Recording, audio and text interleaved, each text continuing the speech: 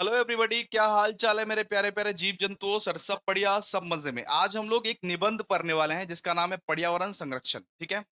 इस निबंध को आपको खुद रीड करना चाहिए था, लेकिन मैं फिर भी आपको पढ़ाने के लिए आ गया। 10-20 मिनट पढ़ा दूंगा इस निबंध को। आज मैं इसको पढ़ाने वाला हूं।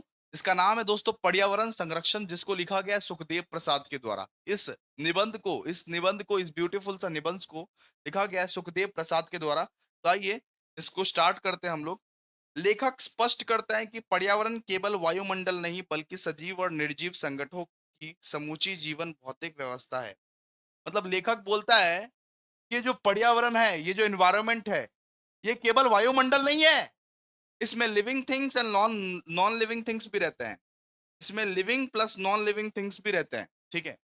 इसमें सजीव और निर्जीव प्राणी भी रहते हैं, जिसमें जीवधारी रहते हैं, पनपते हैं और अपनी प्रवृत्तियों का विकास करते हैं। मतलब जीवधारी मतलब लायन, टाइगर, एंट, सबको ही रहता है ना। नॉर्मली इसी इन्वायरमेंट में बहुत सारे एनिमल्स, बहुत सारे जीव जंतु लोग रहता है ना। तो यहाँ पे बोला गया है कि ये पर्यावरण ऐसा वैसा पर्यावरण नहीं है जहाँ पे living things and non living things दोनों रहते हैं। जहाँ पे सारे के सारे जीव जंतु लोग रहते हैं, अपने आप को बदलते हैं, पनपते हैं और अपनी विकास करते हैं। सीधा सा बात है। सो प्रकृति स्वयं इस संतुलन को बनाने रखने का प्रयास करती है। सो इन्वायरमेंट खुद इस संतुलन को बनाने रखने का प्रयास करती है। लेकिन मनुष्य ने अपने स्वार्थ के लिए इस एनवायरनमेंट को गंदा कर दिया है। मनुष्य ने अपने स्वार्थ के लिए इस एनवायरनमेंट को खराब कर दिया है। लेकिन मनुष्य ने अपने स्वार्थ के लिए इस व्यवस्था में हस्तक्षेप कर इसको इसको असंतुलित कर दिया है। ठीक है। इस पर्यावरण को असंतुलित कर दिया है। ठीक है। इसके बाद देखिए, औद्योगिकरण, ऊर्जा और अपव्यय, फॉसिल ईंधनों का वो दुरुपयोग, वनों की अंधाधुंध कटाई, ये शरीर कटन और ये जनसंख्या विस्फोट जैसे कारणों की वजह से संकट उत्पन्न होता है। तो ये इन्वायरमेंट का प्रॉब्लम कैसे उत्पन्न होता है? इन्वायरमेंट का प्रॉब्लम बहुत अलग अलग इश्यूज के बारे में, अलग अलग इश्यूज से उत्पन्न होता है। जैसे मान लीजिए वो पेड़ वेड़ कोई काट दिया इससे। जैसे मान लीजिए पॉपुलेशन बढ़ रहा है इससे। ठीक है। फॉसिल फ्यूल्स का दुरुपयोग की वजह से, तो इन वजह से पर्यावरण में संकट उत्पन्न हुआ है। इन सारे वजह से पर्यावरण का संकट जो है उत्पन्न हुआ है। लेखक बताते हैं कि फॉसिल ईंधनों का विनाश दोहरी समस्या पैदा करता है। मतलब लेखक ये बोलता है कि फॉसिल फ्यूल्स बहुत ज्यादा खतरा है हमारे लिए। फॉसिल फ्यूल्स बहुत ज्यादा, जितना ज्यादा हम लोग फॉसिल फ्यूल्स यूज कर रहे हैं ना, उतना ही विनाश हो रहा है पर्यावरण का, उतना ही विनाश हो रहा है। ऊर्जा की कमी और वातावरण में कार्बन हाइड्रोक्साइड की वृद्धि। मतलब फॉसिल फ्यूल्स के दुरुपयोग की वजह से ऊर्जा की कमी आ रहा है और कार्बन हाइड्रोक्साइड की वृद्धि आ रहा है। वनों को काटने से न केवल जैव विविधता घटती है, बल्कि अ, भूश भूशरण, बाढ़ और ये जलवायु परिवर्तन जैसे आपदाएं भी आती है।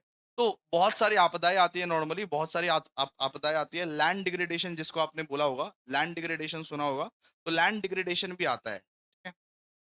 तो वनों को काटने से बहुत सारी मुश्किलें आती है। लैंड डिग्रेडेशन होता है, जलवायु परिवर्तन होता है और बहुत सारी आपदाएं आती है। ठीक है। लेखक चाहते हैं कि मनुष्य प्रकृति का स्वामी नहीं, बल्कि उसकी संतान है। लेखक ये बोलते हैं कि मनुष्य जो है वो प्रकृति का स्वामी नहीं है, वो उसकी संतान है, वो उसकी बेटा के जैसा है। लेकिन आधुनिक समाज में आधुनिक आ, आधुनिक आधुनिक सभ्यता ने प्रकृति को केवल भोग की वस्तु समझा और उस पर प्रभुत्व जमाने की भूल की। यही कारण है कि आज हम जलवायु परिवर्तन, ओजोन ओजोन ओजोन में छेद या प्राकृतिक आपदाओं और महामारियों का सामना कर रहे हैं। लेखक ने प्राचीन सभ्यताओं का उदाहरण देते हुए बताया कि प्रकृति के देवता मानकर पूछती थी, लेकिन जबकि आज की सभ्यता उसे केवल समाधान मानती है। तो सीधा सा बात है, आज क्या करते हैं? आज हम लोग सिर्फ यूज करना जानते हैं। आज हम लोग सिर्फ यूज कर लेते हैं और बात खत्म हो गया। हम लोग उसी नेचर को, उसी इन्वायरमेंट को हम लोग पल्यूट करते हैं, उसी इन्वायरमेंट को हम लोग गंदा करते हैं, उसी इन्वायरमेंट को हम लोग बहुत ज्यादा खराब कर रहे हैं। जो इन्वायरमेंट से हम लोग को इतना कुछ मिल रहा है, उसको लौटाने के बारे में ना सोच के उसका हम स्वामी बन के बैठे हैं, उसका हम भगवान बन के बैठे हैं कि इन्वायरमेंट है, उससे ही हम लोग सारे के सारे रिसोर्सेस लेंगे, और एनवायरनमेंट को हम लोग खराब कर रहे हैं, एनवायरनमेंट को हम लोग ही खराब कर रहे हैं। और खराब होने की वजह से, एनवायरनमेंट खराब होने की वजह से आज हम लोगों को कितना कुछ ये देखना पड़ रहा है, लैंड डिग्रेडेशन देखना पड़ रहा है, ओजोन ओजोन में छेद देखना पड़ रहा है, ओजोन लेयर में हम लोग को डिप्लेशन देखना पड़ रहा है, ठीक है। ओजोन लेयर में हम लोग को डिप्लेशन देखना पड़ रहा है, जलवायु जलवायु परिवर्तन देखना पड़ रहा है। तो बहुत सारे प्रॉब्लम्स को हम लोग को फेस करना पड़ रहा है इस चीज की वजह से, क्योंकि हम लोग आजकल स्वामी मान के बैठे हैं। आजकल हम लोग ये मान गए हैं कि हम लोग नेचर के मालिक हैं। ठीक है। निबंध में यह भी बताया गया है कि विकसित राष्ट्रों में स्वार्थी नीतियों पूरी पूरी दुनिया को संकट में डाल रही है। अमेरिका जैसे देश जो विश्व की 7% जनसंख्या रखते हैं, 32% ऊर्जा का उपयोग करते हैं। मतलब अमेरिका जैसा देश, उसका जो पॉपुलेशन है, उसका पॉपुलेशन सिर्फ 7% ऑफ द वर्ल्ड है, 7% ऑफ द वर्ल्ड है, लेकिन वो ये 32% ऊर्जा का इस्तेमाल करती है। अमेरिका जैसा देश, वो 7% जनसंख्या रखते हैं लेकिन 32% ऊर्जा का उपयोग करते हैं। लेकिन भारत जो है, 20% जनसंख्या है, पूरा वर्ल्ड का 20% जनसंख्या भारत का है, लेकिन केवल 1% ऊर्जा वो उपयोग करते हैं। ठीक है। अमेरिका जैसा देश जो विश्व गुरु बनता है, ठीक है, अमेरिका जैसा देश 7% जनसंख्या रखते हैं और 32% ऊर्जा का इस्तेमाल करते हैं। वही इंडिया जैसा देश 20% जनसंख्या रखती है, लेकिन सिर्फ 1% ऊर्जा का इस्तेमाल करती है। यह असंतुलन आने वाली पीढ़ी के लिए जीवन मरण का प्रश्न बन सकता है। अगर डिफरेंशियस किया अगर ऐसा अगर डिफरेंशिएट किया, तो कभी हमारे लिए जीवन मरण का प्रश्न बन सकता है। लेखक ने जनसंख्या वृद्धि के ऐतिहासिक आंकड़ों के माध्यम से यह स्पष्ट किया है कि जनसंख्या विस्फोट ने संकट को और गहरा कर दिया है। मतलब यहाँ पे बोला गया है कि जो पॉपुलेशन बढ़ रहा है हमारे देश में, जो पॉपुलेशन बढ़ रहा है उससे और ज्यादा प्रॉब्लम्स आ रहा है। हमारे देश में जो इतना सारा पॉपुलेशन बढ़ रहा है, उससे और ज्यादा प्रॉब्लम्स आ रहे हैं। इसके साथ ही प्रदूषण के कारण मानव स्वास्थ्य पर भी गंभीर प्रभाव पड़ा है। मतलब इतना सारा जो पॉल्यूशन हो रहा है, air pollution, water pollution, land pollution, इस वजह से भी एक इंसान का हेल्थ के ऊपर बहुत ज्यादा इम्पैक्ट पड़ता है। इस वजह से भी इंसान के हेल्थ के ऊपर बहुत ज्यादा इम्पैक्ट पड़ता है। शोर प्रदूषण में श्रवण शक्ति कमजोर हो रही है। वायु और ज, जल से आरोग्य रोग असाध्य रोग फैल रहा है। और जीव ठीक है, तो अलग अलग चीजों से अलग अलग चीज हो रहा है नॉर्मली। मतलब कि एयर पोल्यूशन से कुछ हो रहा है, वाटर पोल्यूशन से कुछ हो रहा है, मतलब अलग अलग चीजों से अलग अलग रोग फैल रहा है। निबंध में जलवायु परिवर्तन में भी प्रकाश डाला गया है कि कार्बन हाइड्रोक्साइड की मात्रा बढ़ने से वायुमंडल में तापमान बढ़ रहा है। ठीक है। हाइड्रोक्साइड की तापमान बढ़ने से वायुमंडल का तापमान बढ़ रहा है, जिसमें ध्रुवों और बर्फ पिघलने और जल प्लावन की आशंका है नॉर्मली। लेखक ले- लेखक ने पर्यावरण संरक्षण अधिनियम 18 19 1986, मतलब इन्वायरमेंटल प्रोटेक्शन 1986 का वो तारीफ वारीफ किया है। ठीक है, कि भारत सरकार ने जो इन्वायरमेंट प्रोटेक्शन 1986 का जो कदम उठाया है, वो बहुत अच्छा उठाया है। ठीक है। तो बेसिकली ये इन्वायरमेंट के ऊपर ही था। एक बार आप रीड कर लीजिएगा, हो जाएगा आपका। ठीक है, एक बार आप रीड कर लीजिएगा, हो जाएगा। अब देखो भाई, हिंदी प्रॉपरली मुझे नहीं आता, लेकिन फिर भी मैं आपको पढ़ा रहा हूँ, फिर भी मैं आपको समझा रहा हूँ। मैं खुद समझ रहा हूँ, आपको समझा रहा हूँ। ये बहुत बड़ी बात होती है। ठीक है। मैं एक कॉमर्स बैकग्राउंड का टीचर हूँ, और फिर भी मैंने इतना आपको समझा दिया। और एक चैप्टर बाकी है बस, सिलिया। उस सिलिया को करने के बाद हमारा कंप्लीट हो जाएगा। आइए एक बार एमसीक्यू कर लेते हैं। सो पर्यावरण संरक्षण निबंध के लेखक कौन है? सुखदेव प्रसाद बोल सकते हो। सो पर्यावरण का तात्पर्य किससे है? सजीव या निर्जीव तत्वों की समूची व्यवस्था। सो प्रकृति किसका संतुलन बनाने की कोशिश करती है? जैविक और भौतिक संगठन आंसर है। ठीक है। सो पर्यावरण संकट का मुख्य कारण क्या है? मुख्य मुख्य कारण क्या है इसका? औद्योगिकरण और उपभोगवाद। फॉसिल ईंधनों, मतलब फॉसिल फ्यूल्स के दुरुपयोग से क्या दो संकट उत्पन्न होते हैं? कौन सा दो संकट उत्पन्न होते हैं? ऊर्जा संकट और CO2 वृद्धि। CO2 बढ़ जाता है। वनों की अंधाधुंध कटाई से क्या होता है?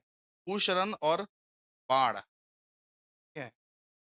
मतलब ये बाढ़ आता है और लैंड डिग्रेडेशन आता है, लैंड डिग्रेडेशन और बाढ़। अच्छा, लेखक के अनुसार मनुष्य मनुष्य प्रकृति का क्या है? संतान, ठीक है? मनुष्य प्रकृति का क्या है? संतान, ठीक है? फिर आधुनिक सभ्यता ने प्रकृति को क्या समझा है? भोग की वस्तु, आंसर हो जाएगा भोग की वस्तु। तो पर्यावरण संरक्षण अधिनियम भारत में कब लागू हुआ? 1986, मतलब एनवायरमेंटल प्रोटेक्शन कब लागू हुआ? 1986। एनवायरमेंट प्रोटेक्शन कब लागू हुआ? 1986, ठीक है?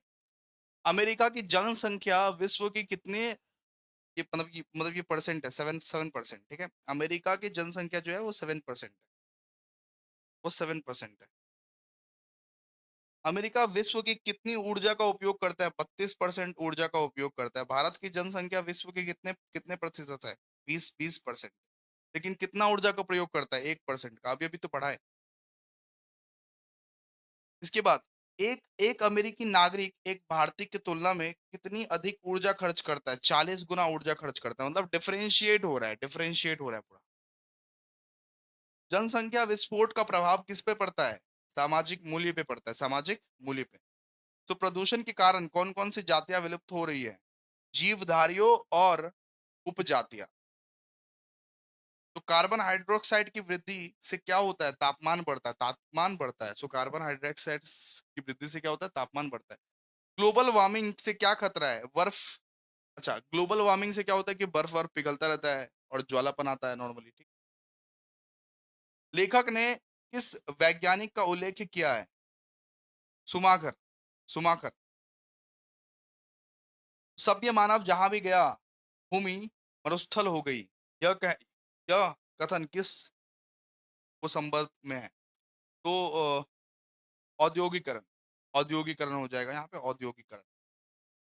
अच्छा, ये बताइए प्रदूषण से मानव स्वास्थ्य पर क्या प्रभाव पड़ता है? श्रवण शक्ति कमजोर पड़ जाती है, श्रवण शक्ति कमजोर पड़ जाती है। प्रदूषण से कौन सी जीवधारी अधिक प्रभावित होते हैं? सहन शक्ति कम वाले जीव। सो ये बताइए कि असंतुलन से क्या होता है? असंतुलन से सभ्यता का पतन होता है नॉर्मली। लेखक के अनुसार समाधान किससे संभव है? तो प्रदूषण रहित तकनीक और जागरूकता। निबंध का मुख्य उद्देश्य क्या है?